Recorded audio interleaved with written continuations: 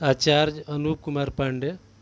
Class 9 के भैया बहनों के लिए मैंने लोकतंत्र क्या और क्यों चैप्टर के लिए पार्ट 150 तैयार किए हैं।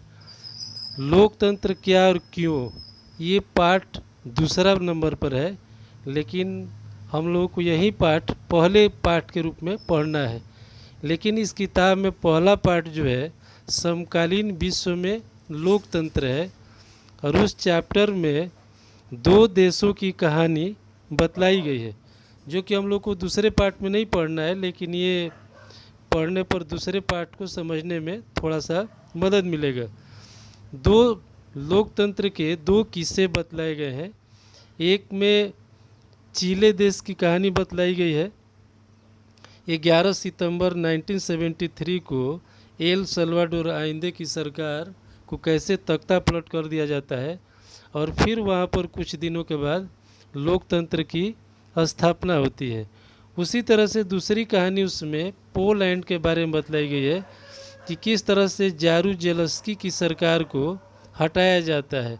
ये 1980 की घटना है। 14 अगस्त 1980 को ये घटना घटती है, और फिर जो है वहाँ पर एक पोलैंड में एक चुनी हुई सरकार है, और जहाँ पर एक तानाशाही सरकार आ जाती है।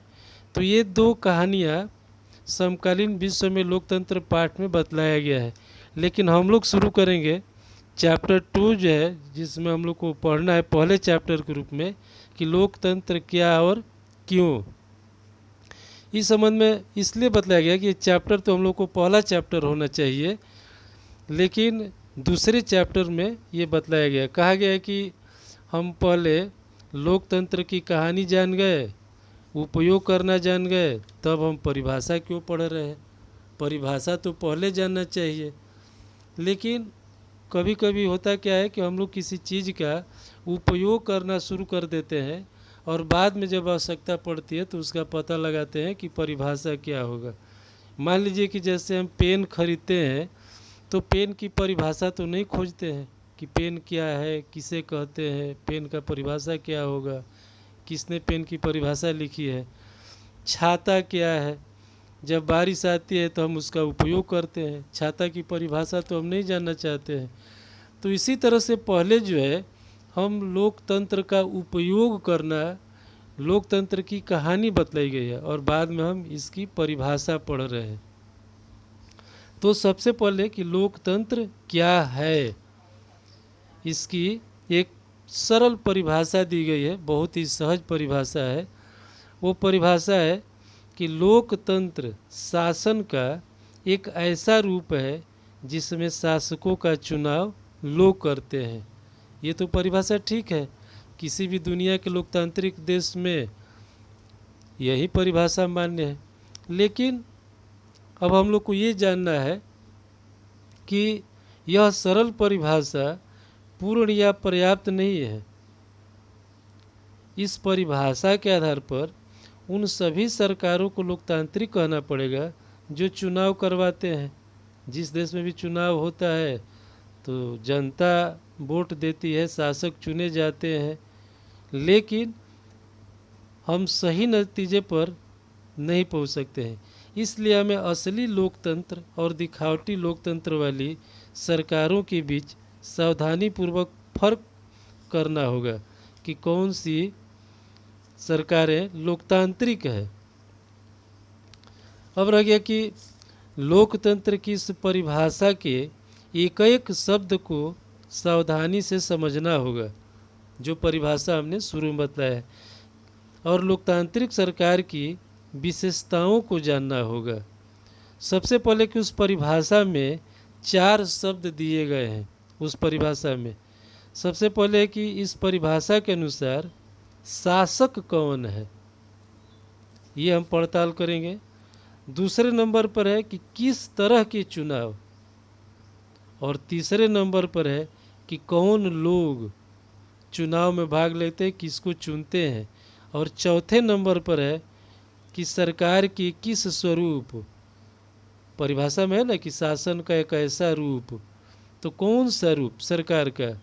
इस तरह से इस परिभाषा में हमने 4 शब्दों को अलग किया है: शासक, चुनाव, कौन लोग और स्वरूप। ये 4 चीज़ें लोकतंत्र की परिभाषा में महत्वपूर्ण है। इसके बाद जो कि अभी आपको स्क्रीन पर देख रहा है कि लोकतंत्र की परिभाषा के जो 4 महत्वपूर्ण शब्द है, उन्हीं 4 शब्दों को हम लोग जानेंगे कि किस प्रकार के शासक, किस तरह का चुनाव, कौन से लोग भाग लेते हैं और शासन का स्वरूप कैसा है। तो इसके लिए हम लोग नेक्स्ट पेज पर जाएंगे। नेक्स्ट पेज पर दिया हुआ है कि लोकतंत्र की विशेषताएं। तो लोकतंत्र की कुछ विशेषताएं बतलाई गई है और उन विशेषताओं के आधार पर ही हम जानेंगे कि कौन सा देश लोकतांत्रिक है और कौन सा देश गैर लोकतांत्रिक है।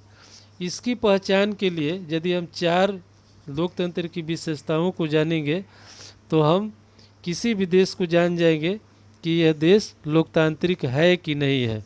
सबसे पहला पॉइंट दिया गया है लोकतंत्र की विशेषता में कि प्रमुख फैसले निर्वाचित नेताओं के हाथ में होते हैं। इसके बारे में थोड़ा सा सुनिएगा कि निर्वाचित का मतलब होता है कि चुने हुए, जनता के द्वारा चुने हुए प्रतिनिधि ही महत्वपूर्ण फैसले लेते हैं। इस टॉपिक में आप घर पे किताब पे पढ़िएगा।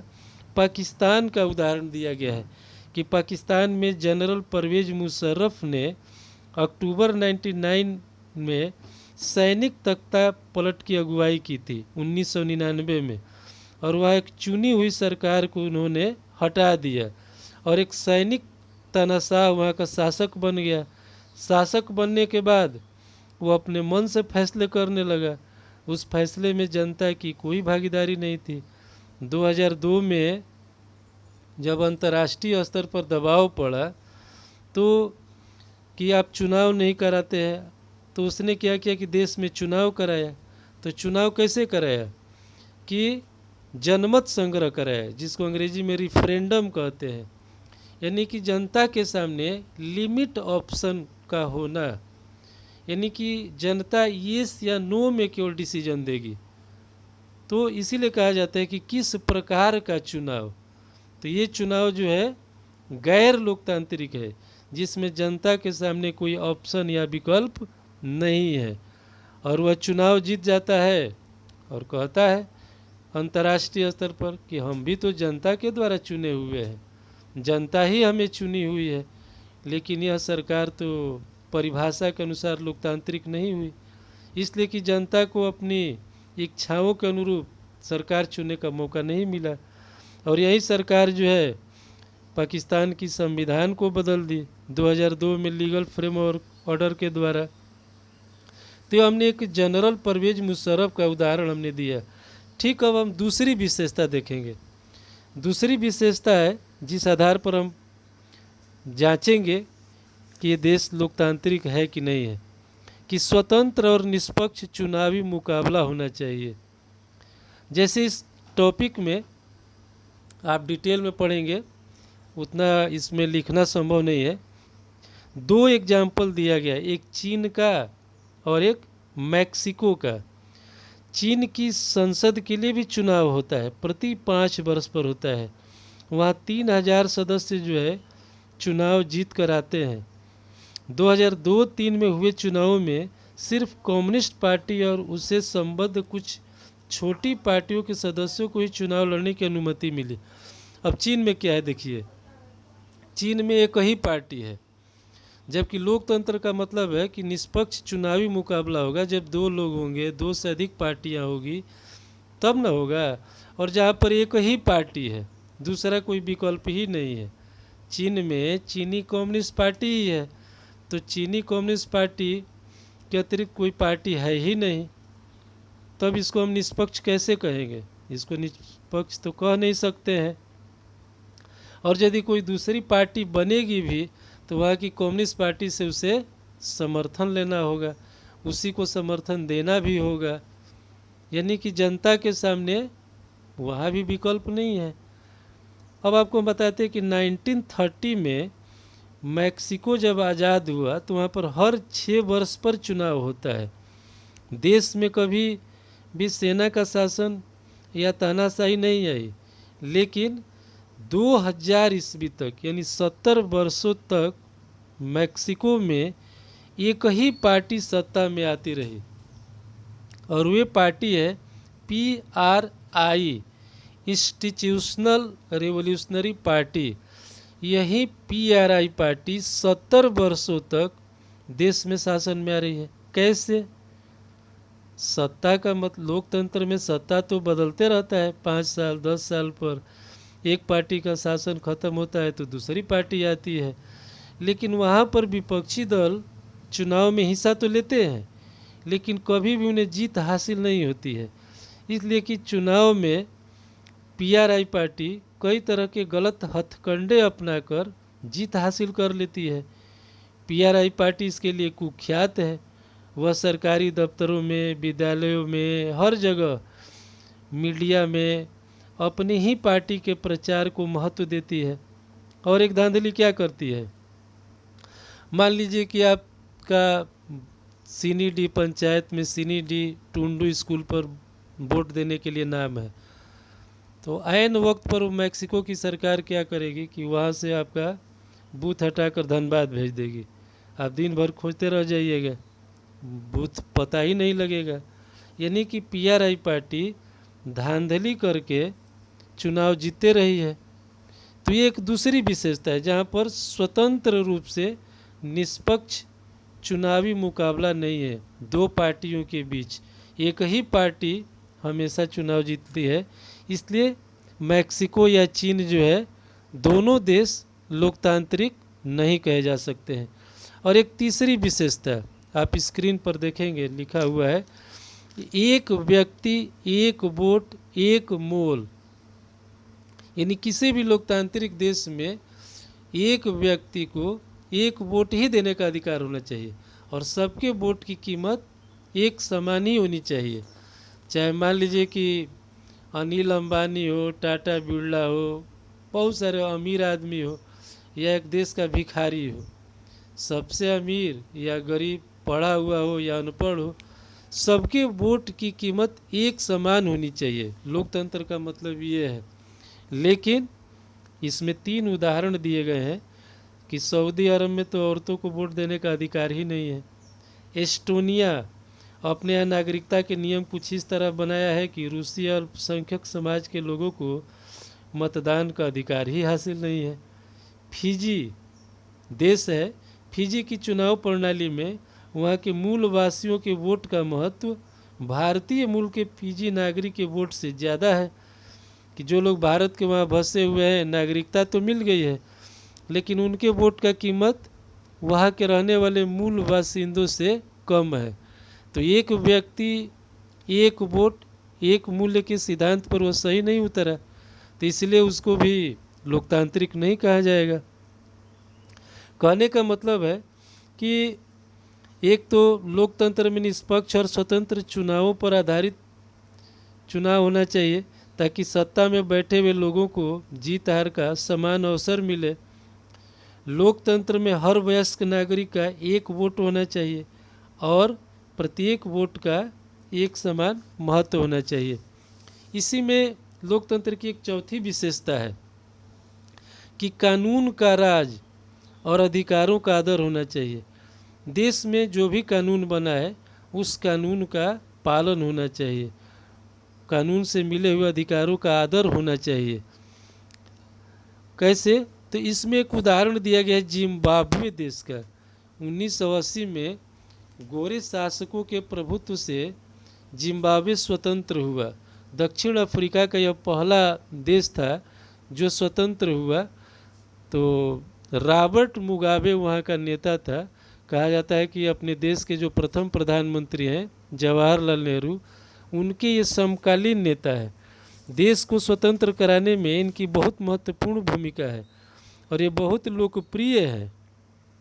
लेकिन फिर भी इनको अपने ऊपर भरोसा नहीं है। तो क्या करते हैं, ये चुनाव में गलत तरीके भी अपनाते हैं। आज़ादी के बाद से उनकी सरकार ने कई बार संविधान में बदलाव करके राष्ट्रपति के अधिकारों में वृद्धि की है और उसकी जवाबदेही को भी कम किया है। विपक्षी दलों के कार्यकर्ताओं को भी हमेशा परेशान किया जाता है, उनकी सभाओं में गड़बड़ी फैलाई जाती है। सरकार विरोधी प्रदर्शन और आंदोलन करने वाले को गैर कानूनी घोषित किया जाता है। कहने का मतलब है कि रॉबर्ट मुगाबे एक लोकप्रिय नेता होते हुए भी लोकतंत्र का हनन करता है, गलत तरीके से चुनाव जीतता है, तो वहाँ पर कानून का सम्मान नहीं है। तो ये एक लोकतांत्रिक सरकार संवैधानिक कानूनों और नागरिक अधिकारों द्वारा खींची गई लक्ष्मण रेखाओं के भीतर ही काम करती है। ये होना चाहिए। लक्ष्मण रेखा का उल्लंघन करने पर समस्या उत्पन्न होती है। अब हम जो है परिभाषाओं का सारांश जानेंगे बहुत संक्षिप्त में, कि हमने जो शुरू में एक परिभाषा बतलाई थी कि लोकतंत्र शासन का एक ऐसा रूप है जिसमें शासकों का चुनाव लोग करते हैं। अब है कि लोकतंत्र सरकार का एक ऐसा रूप है, इसकी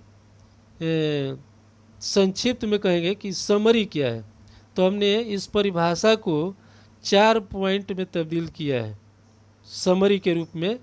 सबसे पहला है कि लोगों द्वारा, आप स्क्रीन पर देखेंगे परिभाषाओं का सारांश जो है, पहले 2 पॉइंट दिया हुआ है।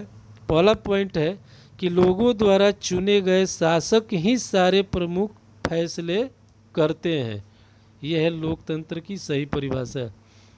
दूसरा, चुनाव लोगों के लिए निष्पक्ष अवसर और इतने अधिक विकल्प उपलब्ध कराता है, ऑप्शन लोगों के सामने देता है कि वह चाहे तो मौजूदा चुने हुए प्रतिनिधियों को आसानी से चुन सके। इसके बाद तीसरा विकल्प है परिभाषा के सारांश में कि विकल्प और अवसर सभी लोगों को समान रूप से उपलब्ध हो। चौथा, सरकार संविधान द्वारा तय बुनियादी कानूनों और नागरिक अधिकारों के दायरे को मानते हुए काम करे। तो ये हो गया लोकतंत्र की इस परिभाषा का सारांश। ये पार्ट 1 है, लेकिन अगले दिन हम आपको पार्ट 2 में 2 महत्वपूर्ण बातों पर चर्चा करेंगे कि एक तो लोकतंत्र है क्यों, और दूसरा लोकतंत्र के गुणों पर चर्चा करेंगे, और लोकतंत्र के खिलाफ तर्क पर चर्चा करेंगे, और लोकतंत्र के पक्ष में कुछ पॉइंट देंगे तर्क के रूप में। तो ये चैप्टर पूरा होगा। आज इतना ही। धन्यवाद।